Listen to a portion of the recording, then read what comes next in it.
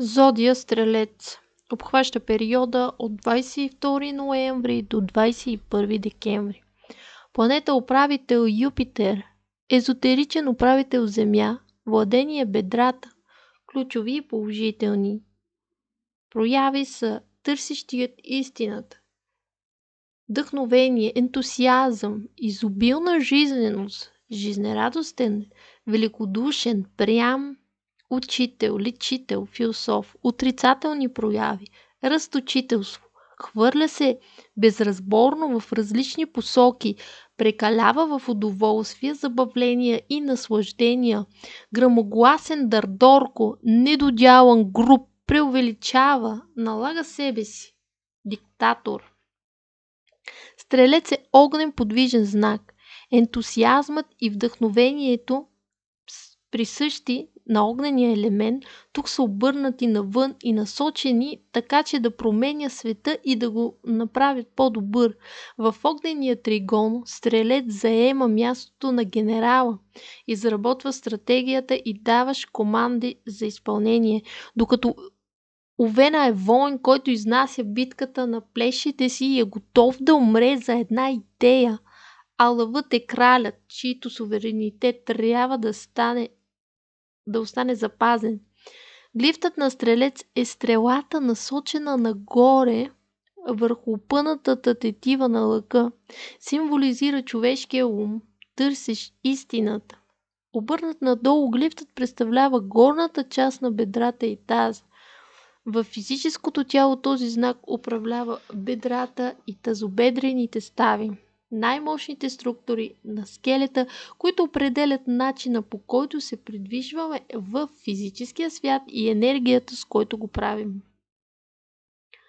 Знакът Стрелец е управляван от Юпитер, планетата покровител на касата на жреците, хората на духа, в които се съчетават качествата на жреца, вожда и лечителя.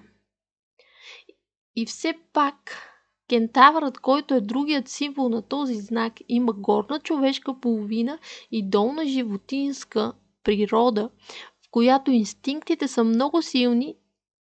Силни са и страстите и желанията, които трябва да бъдат обуздавани. Хората, родени под знака Стрелец, са едни от най-жизнерадостните представители на зодиака.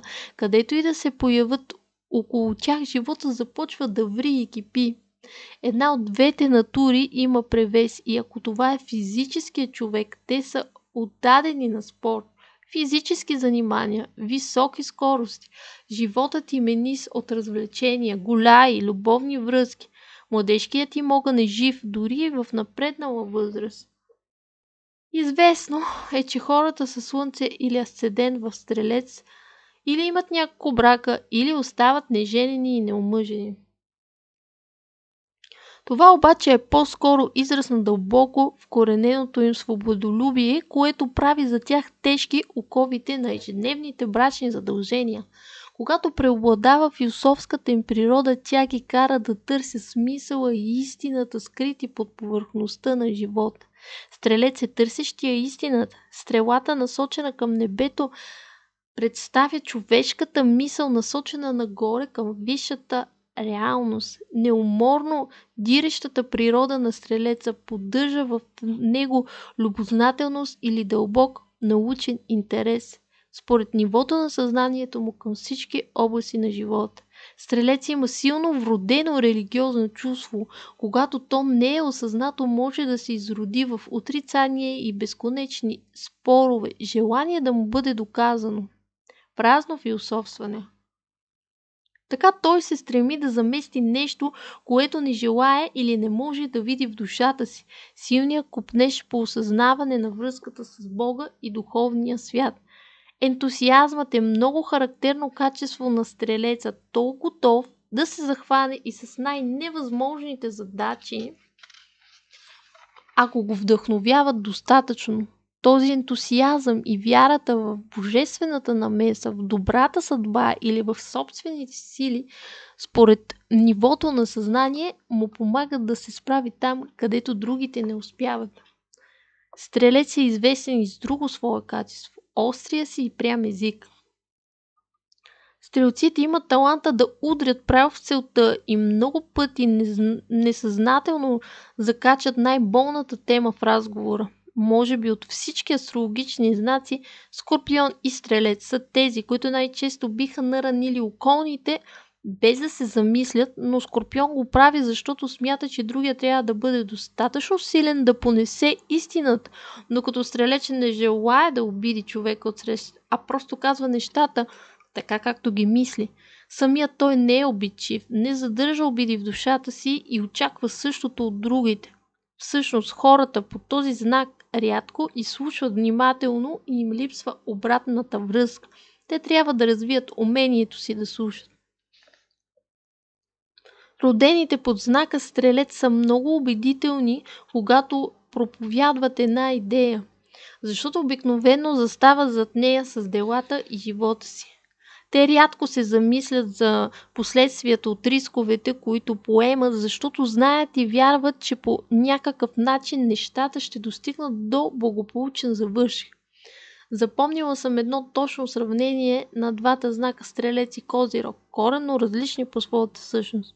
Ако трябва да изкачи високия планински връх, Стрелец ще каже: ами това е много лесно и ще тръгне направо към целта. Ще пада, ще става и накрая благодарение на изчерпаемата си жизненост все пак ще стигне. Козирогът ще обмисли внимателно всяка стъпка, ще се запаси добре. След това внимателно и бавно неотклонно ще върви към целта, докато я достигне. Не се знае кой от двамата ще стигне по-бързо. Хората по този знак са обикновено добронамерени и дружелюбни.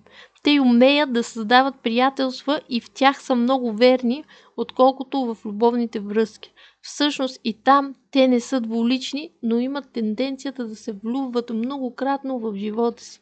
В случаите, когато хората от този знак не получават добро образование или упражняват професии, които не са свързани с него, те се самообразоват.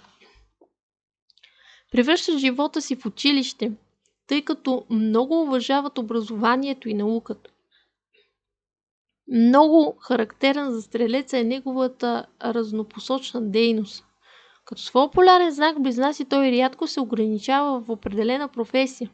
И ако е така, има поне едно хоби, което е по-важно от професията му. Най-отрицателните му прояви са свързани с прекаляване във всичко и липсата на чувство за мярка. Перченето му, размишленията, които са повърхностни, му спечелват славата на дървен философ. Най-еволюиралите индивиди са търсещи истината. Истината е светът на красотата, тя носи свобода. Стремежът към истината и свобода издига съзнанието на хората. Интересно е твърдението, че Земята е езотеричният владетел на Стрелец. Физическа характеристика. Обикновено Юпитер, управител на знака, обуславя по-масивна фигура и по-едри форми. Има два белега, характерни за Стрелец. Веждите, които са извити като лъкове. Походка, която се усеща доста силна. Стрелците са склонни към напълняване, особено във втората половина на живота и често натрупват мазнини долната част на тялото, ханша и корем. Здравето на Стрелеца е обикновено много добро, особено в младите години. С възрастта започват да се проявяват последствия от излишествата в ядене и пиене, което ги е имало. Те се изразяват наднормено тегло, подагра, склонност към хипертония. Има една болест, която е запазена марка за Стрелеца – разширените вени и хемороидите.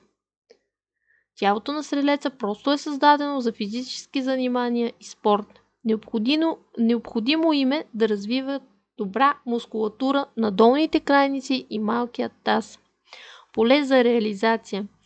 Когато са образовани, тези хора се отдават обикновено на някой от следните поприща: лекари, преподаватели във висши учебни заведения, професии свързани с религия, образоване на другия.